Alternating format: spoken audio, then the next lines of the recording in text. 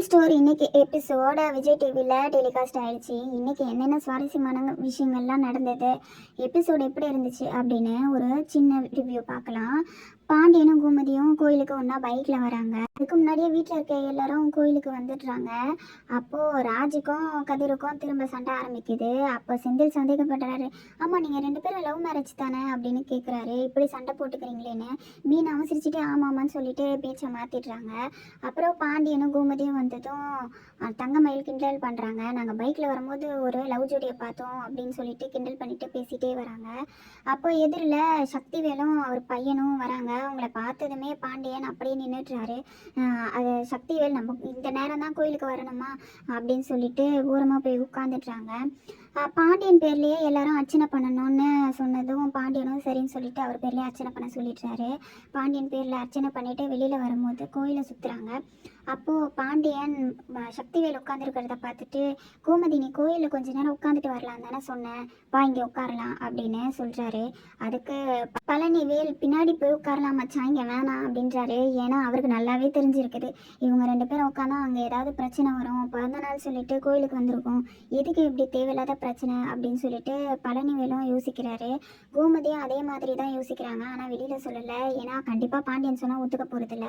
அதனால அவங்க போய் உட்காடுறாங்க. சக்திவேலும் குமாரும் இவங்களே பார்த்துட்டு இருக்காங்க. அவங்க பார்க்கறது பாண்டியனுக்கு நல்லாவே தெரியும். ஏன்னா அவங்க பார்க்கணுன்னு தான் பாண்டியன் போய் அங்கே உட்காந்துருக்காரு. உட்காந்துட்டு ஆமாம் கோமதி ஃபோட்டோ எடுக்கலாம் வா அப்படின்னு சொல்லிட்டு கூப்பிடுறாரு. ஜோடியாக நின்று எடுக்கலாம் அப்படின்னு அரசிக்கிட்ட சொல்கிறாரு. நீ தானே அரசி சொன்னேன் ஒருத்தராக ஃபோட்டோ எடுக்கலாம்னு சொல்லிட்டு வாங்க அப்படின்னு சொல்கிறாங்க.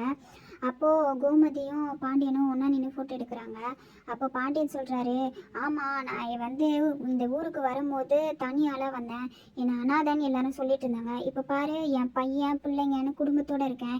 இனிமேல் என்னை பார்த்து யாராவது அந்த வார்த்தை சொல்ல முடியுமா? என் வீட்டில் அடுத்தடுத்து கல்யாணம்னு நல்ல விஷயம் நடந்துக்கிட்டே இருக்குது. ஆனால் மற்றவங்களுக்கு அது நடக்கலையே, என்னை பேசின யார் வீட்லேயும் அது நடக்கலையே. ஏன்னா நம்ம நல்லது நினச்சாதான் நமக்கு நல்லது வரும், நம்ம என்ன நினைக்கிறோமோ அதுதான் நமக்கு திரும்ப வரும் அப்படின்னு பழனிவேலை டார்கெட் பண்ணுற மாதிரியே பாண்டியன் பேசுகிறாரு. அதை பார்த்துட்டு குமார் கடுப்பாகிறாரு. வாப்பா நம்ம எழுந்து போகலாம், நம்ம எதுக்கு இங்கே உட்காந்துட்டு இருக்கணும் அப்படின்னு கேட்குறாரு. அதுக்கு சக்திவேல் சொல்கிறாரு, நம்மளை வெறுப்பேற்றணும் தாண்டா இவன் இப்படி பண்ணிகிட்டு இருக்கான். இப்போ நம்ம எழுந்து போயிட்டா அவன் நினச்சது நடந்துடும், அந்த சின்ன சந்தோஷத்தை கூட நம்ம அவனுக்கு கொடுக்கக்கூடாது அப்படின்னு சக்திவேல் நினைக்கிறாரு. இவங்கெல்லாம் இப்படி நினைக்கிறதுனால தான் என்னமோ அவங்க முன்னாடி பாண்டியன் நல்லா இருக்காரு போல இருக்கு. ஏன்னா சக்திவேல் அவங்க குடும்பம் எப்படி இருக்குன்னு பார்க்காம பாண்டியன் குடும்பம் கிட்ட போகணுன்னு அதிகமாக யோசிச்சுட்டு இருக்காரு.